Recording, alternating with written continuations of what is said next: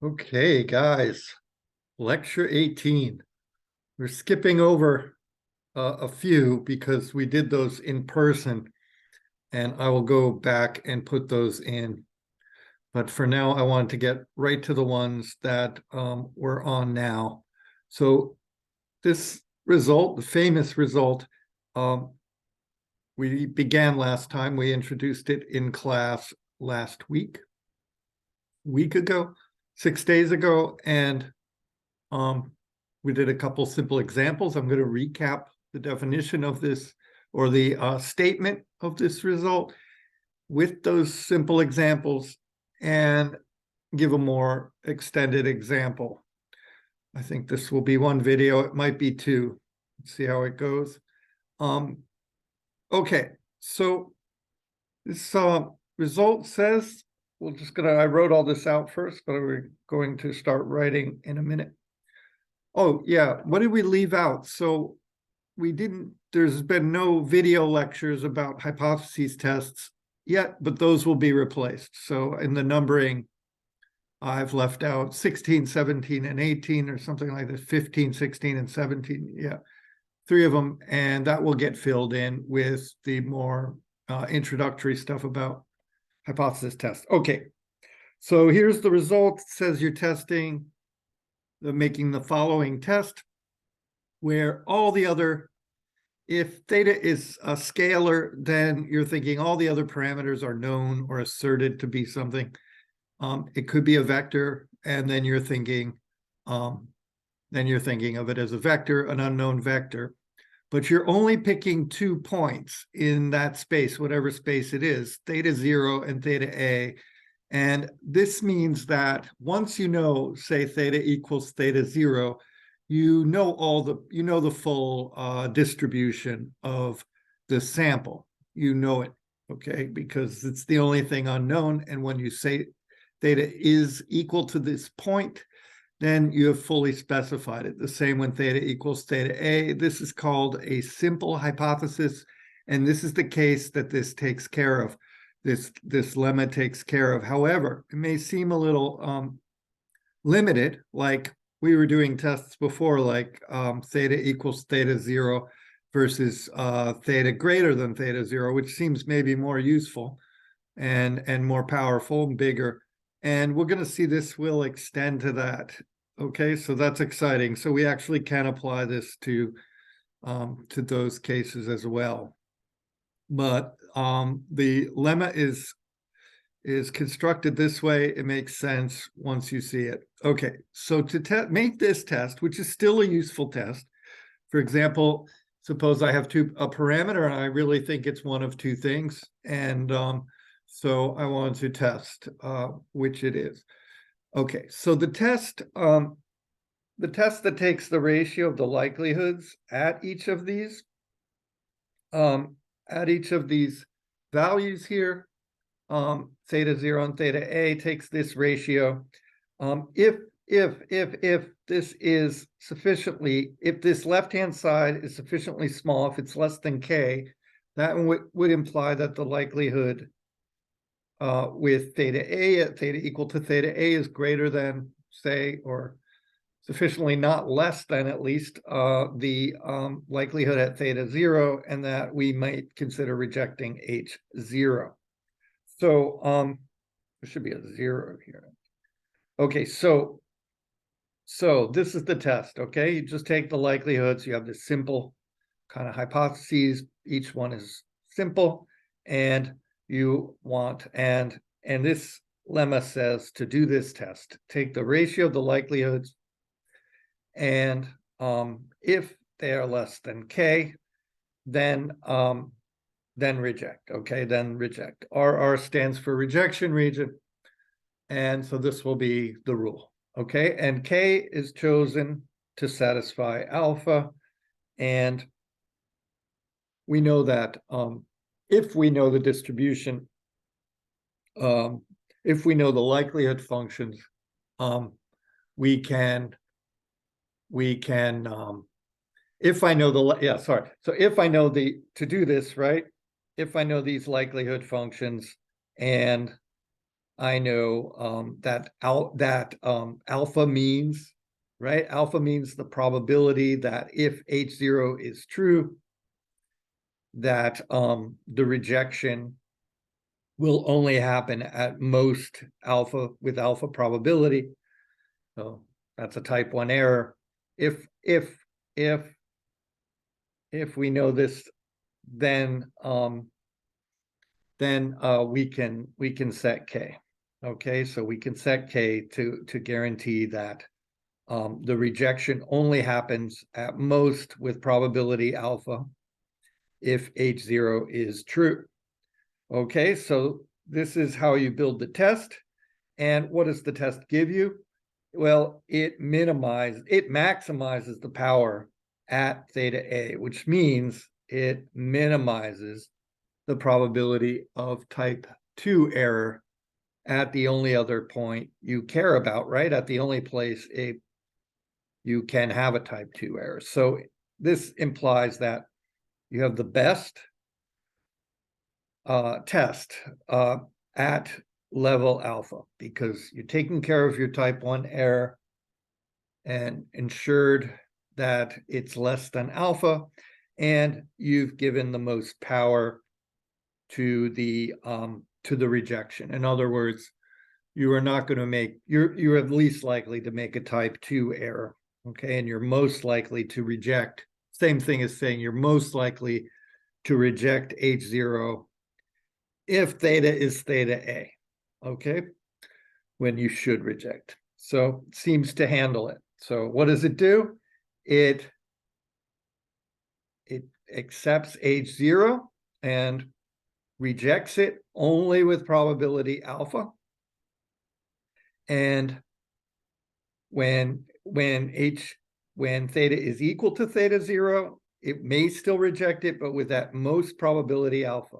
When theta is equal to theta A, it will reject, which it should do, it will reject H0 more than any other kind of test.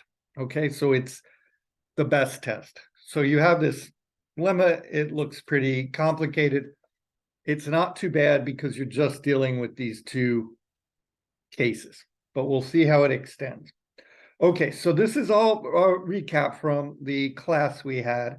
And now I want to get into some examples.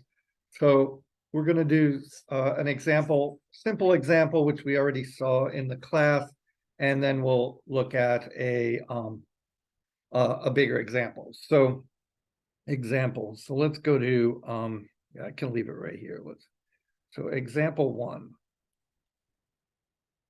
So suppose Y is a single observation with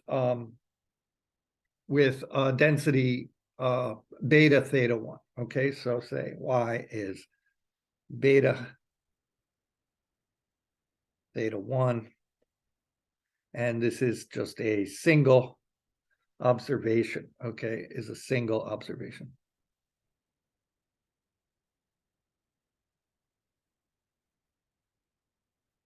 Okay, why is this? Okay.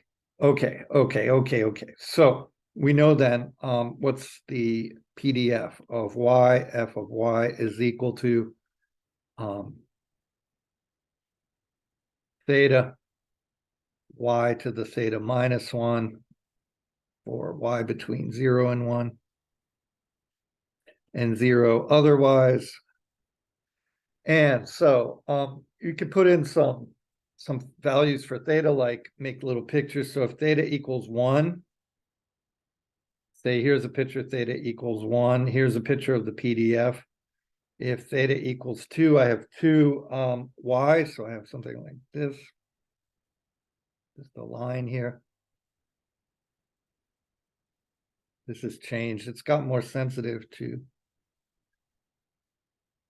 Okay, theta equals 3, we get 3Y squared, parabolic, and maybe something like this, a little more flat looking. Theta equals 3. I don't like that you are doing this to me, computer. Okay, and theta equals 4. It didn't used to do it. Even flatter, right, and comes up more like this. Theta equals 4. Okay, so yeah, so this is what these PDFs look like on 0 to 1, right? And 0 otherwise. Okay. So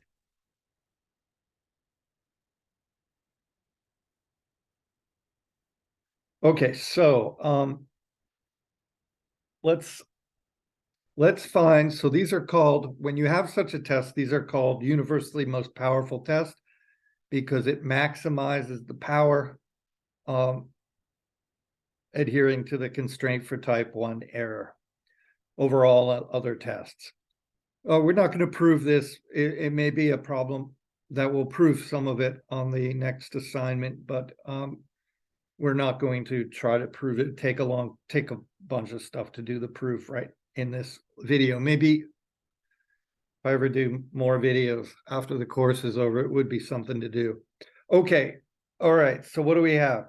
So let's say the problem is find what's called a UMP, universally most powerful test, with for say H0 theta equals 2 versus HA theta equals 1. We have to be told alpha 2. So at alpha equals, say, 0.05. Okay, so solution, use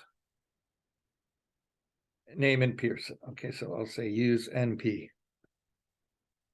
All right, so what do we want? So test form is use NP. Test form is RR is equal to the likelihood of y bar theta equals 2.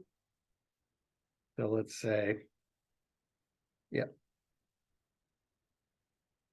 Actually, it's just a single observation too. So I'm just going to write little y over likelihood little y theta equals 1. And let's see if we could write these in line right here. What is the likelihood here? Well, we wrote it already here. It's up here, right? It's just the joint density at theta equals 2. Okay, so we get 2y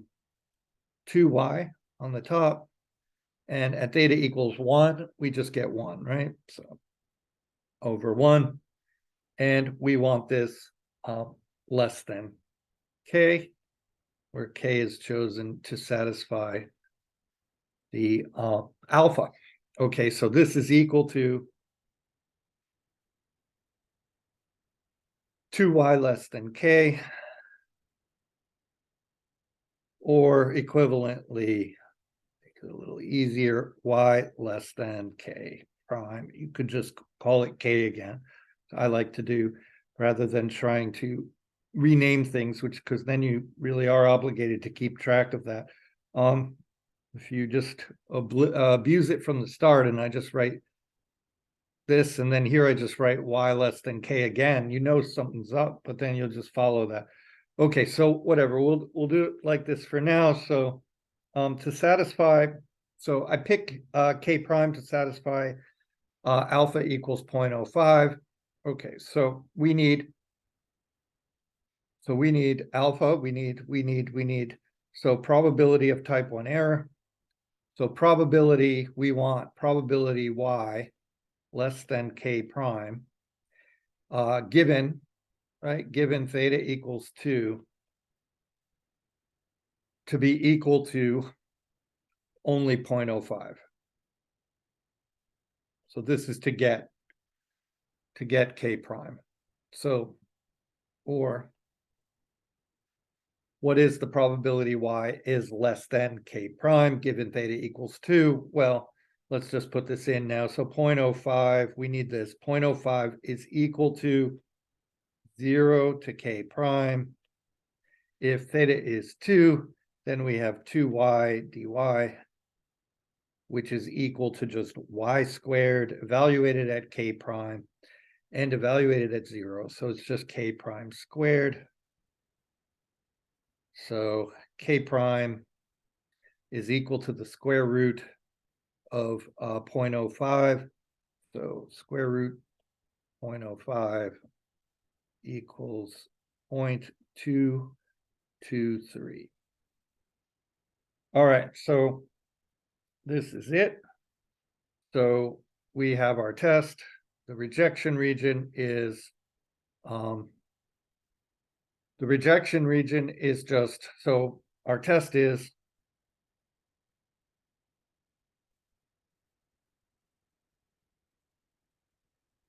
I take my single sample and I test if it's less than 0.223, and if it is, I reject.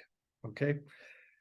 This has a 0.05 type 1 error probability, and it has the lowest type 2 error probabilities. Okay, so or the highest power at the alternative parameter value. So one thing, just to look at it to get a feel for if this is right. Here, let me redraw these. If I have the uniform here, say at 1 and 1, and say I have the other one here, it's like going to go higher, right? Like this. So here's theta equals 1. Here's theta equals 2. And you can see if and H0 was theta equals 2, right? So you can see with H0, this is the density for the single observation. So you're more likely to be out here past a half, you're more, and if you're requiring something less than about a quarter really to reject. So in here is the rejection region in here, and that implies that, so this is 0.223.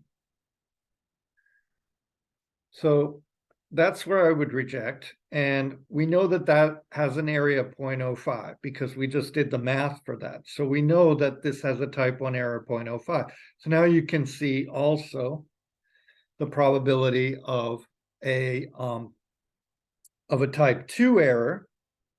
So type 2 error, we would go to this PDF, right? And type 2 error is if we don't reject, but we're over here in this PDF. So here's our type 2 error. This is our type 2 error. It's called beta, not to be confused with the beta distribution. And this is just equal to 1 minus 0.223. So this is about 0.77. And this is pretty high. It's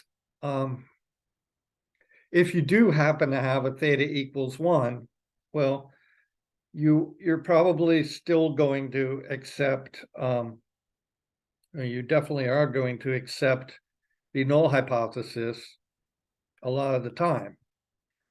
But the reason is because we're pretty stringent about making sure that if we are in theta equals 2, that we accept, so this is only 0.05, this is 0.77. So this area is alpha equals 0.05, and this is 0.77. The power is the probability we reject. So power of theta equals 1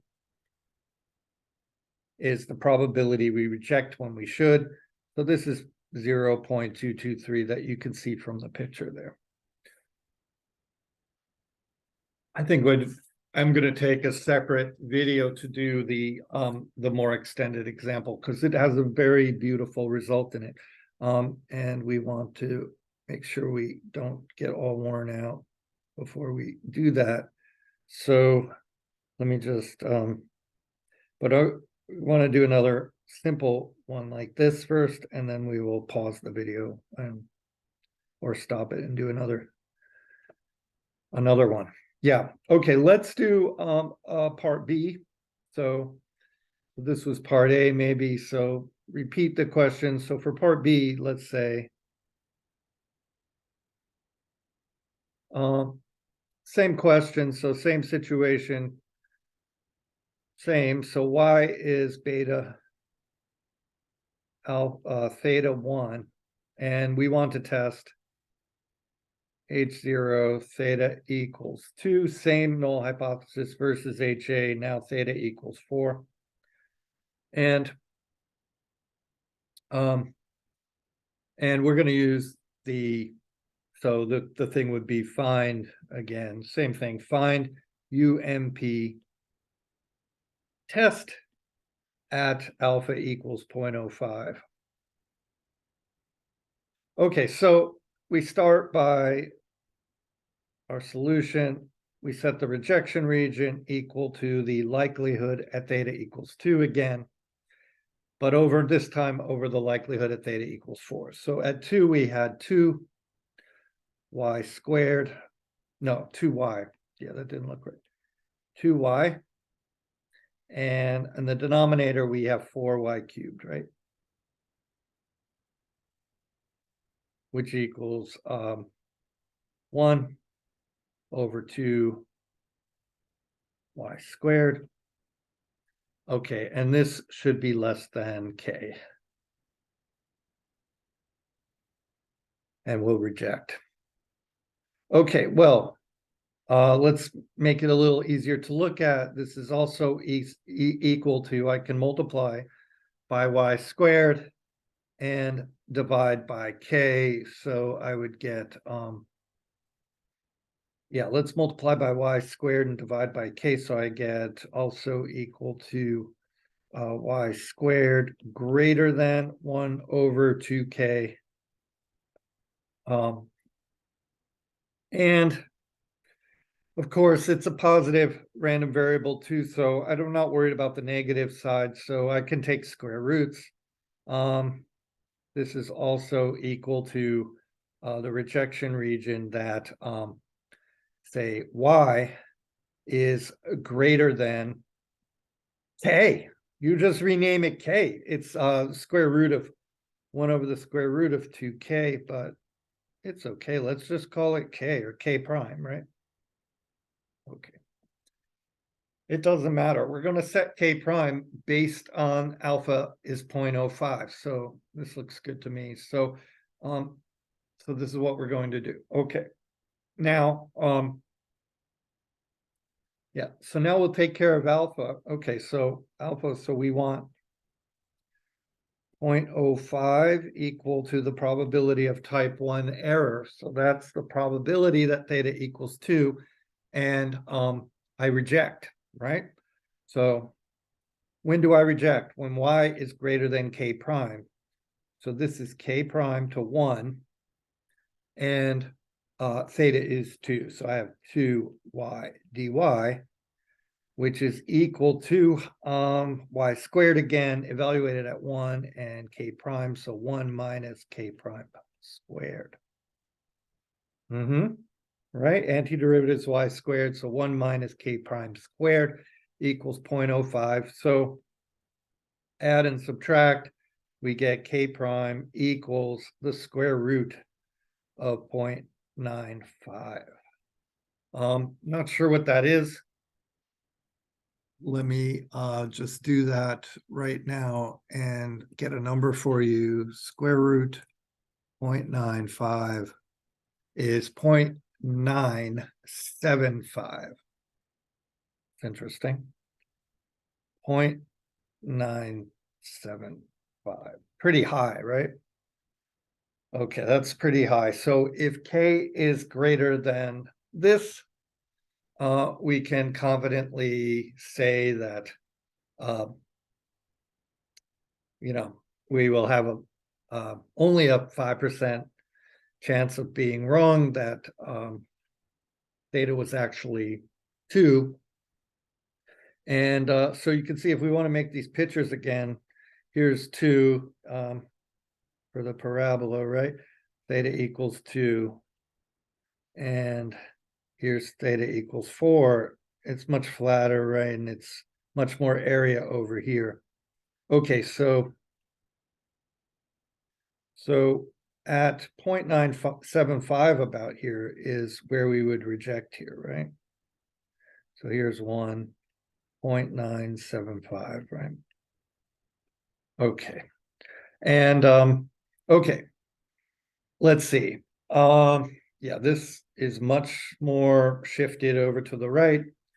And so I guess this is what we get. Okay, so this is the most powerful test. This does the best job at reducing type 2 error. We can now find the probability. We can now find the type 2 error as well. I'm not sure I did this. I think let's just see if we can find the type 2 error, but we've already found the test. So let's just write the UMP test has RR. So it's just a single observation, little y greater than 0.975. Probability of type 2 error, or equivalently the power of the test. If you want to do this now, we could do power is the probability I reject when I should reject. So the power of theta equals 4, you could just write 4, is equal to the probability I reject when I should reject, right? So it's probability y is greater than 0.975. So it's the integral 1.975. And what do we have in here? So this would be 4y cubed, 4y cubed dy. So antiderivative is y to the fourth, so we get 1 minus 0.975 to the fourth power, which is equal to, once again, I didn't do this ahead of time, but I know you're going to be patient because we're almost done here. So we have 1 minus 0.975 to the fourth power. And we get, yeah, pretty small number. So we get almost 0.1, but not quite. So this is 0.096 or so. So this is a small power that's kind of bad. And that means beta, the probability of type 2 error. If the actual parameter value is 4, yes, you're going to reject there, but you don't reject here. So this part here, if I could make like a color here, so let's make this.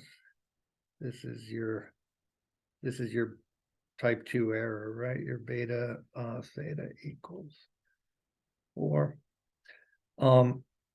Is considerably more. It's about 90%.